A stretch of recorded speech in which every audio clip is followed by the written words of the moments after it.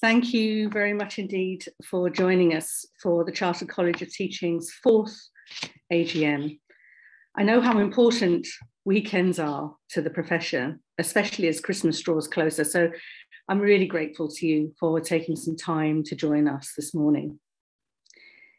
This is our second online AGM, just one of the many indicators that the profession, as with the rest of the world, is far from returning to how things were previously.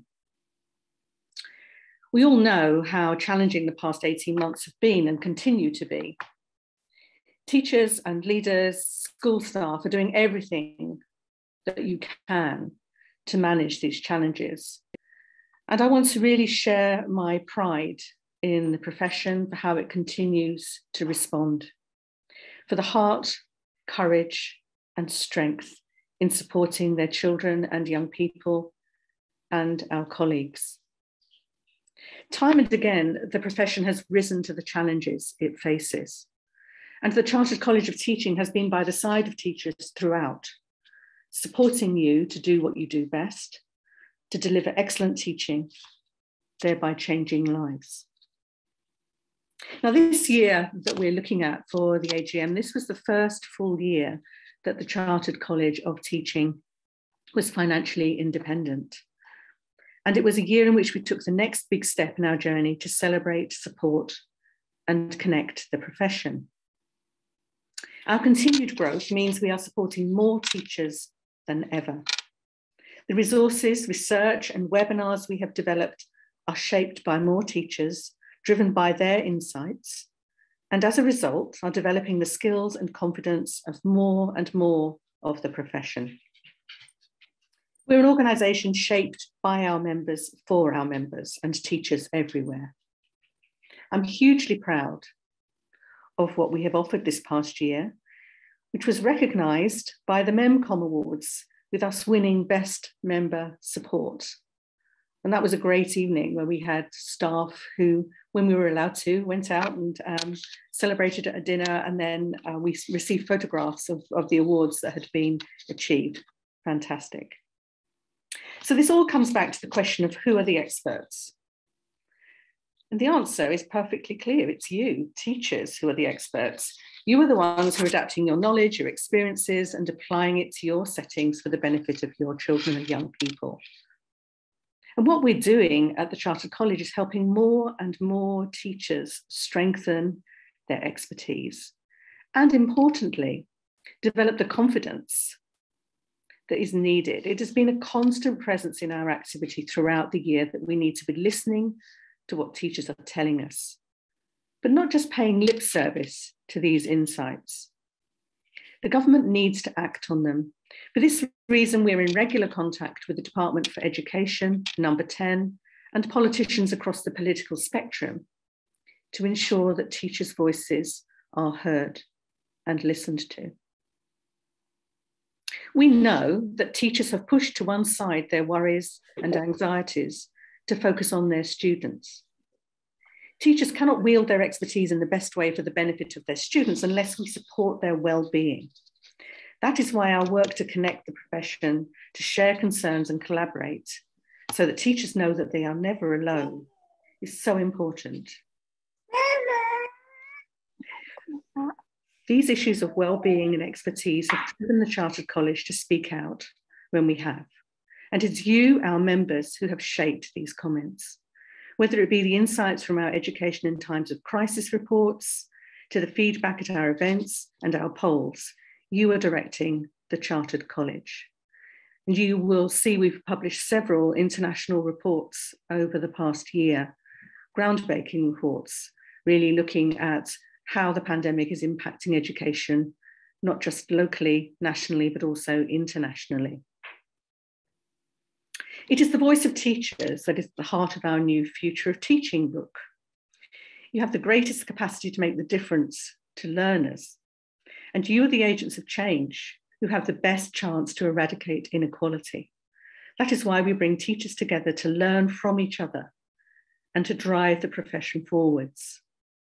To do that, we need to support teachers to constantly develop and ensure there are career-long opportunities to become informed and to develop criticality.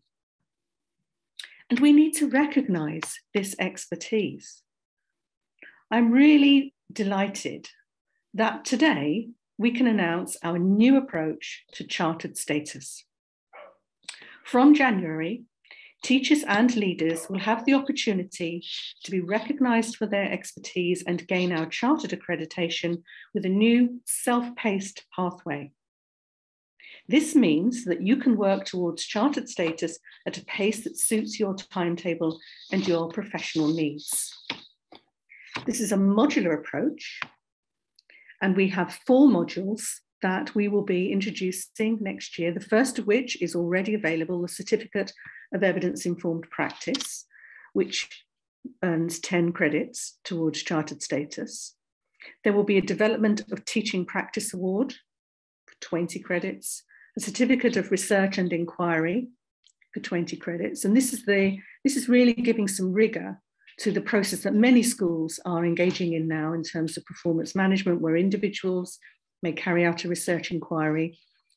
If that's you, you could opt to gain accreditation through the Chartered College for that work.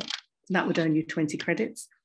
And then these can be done in any order, but the professional knowledge examinations earn 30 credits. And this is about really assessing colleagues' understanding and knowledge of teaching. And then the whole application process, at the end, when you've done all those 4 credits, you put together, and that earns another 20 credits to apply for the award of chartered status. So this is really rigorous, but we believe it's much more accessible. It's accessible to individuals who just want to be able to do this independently, but we're really pleased to be working with some really recognisable and great learning partners who will also provide input to support the process of gaining chartered status.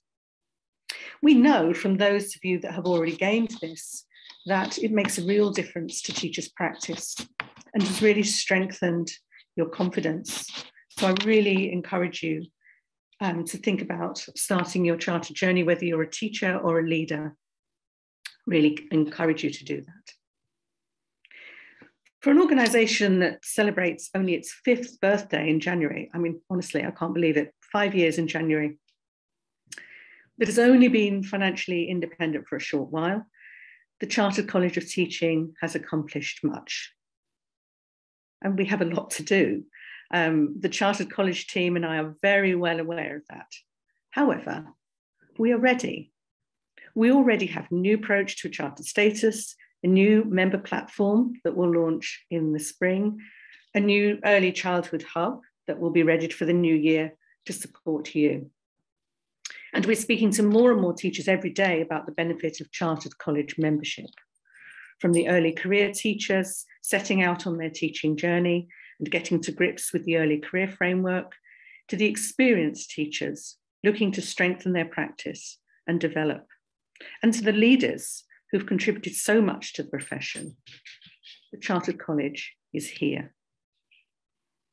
Whatever comes next for our profession, the Chartered College of Teaching will be here to support you, to celebrate your achievements, to connect the profession in the spirit of collegiality. I have great hope for the future of teaching, for the future of our profession. And I'm really excited for the next steps for the Chartered College and for our members to play a really key role. Thank you so much for everything that you do. We really look forward to working with you in the year ahead.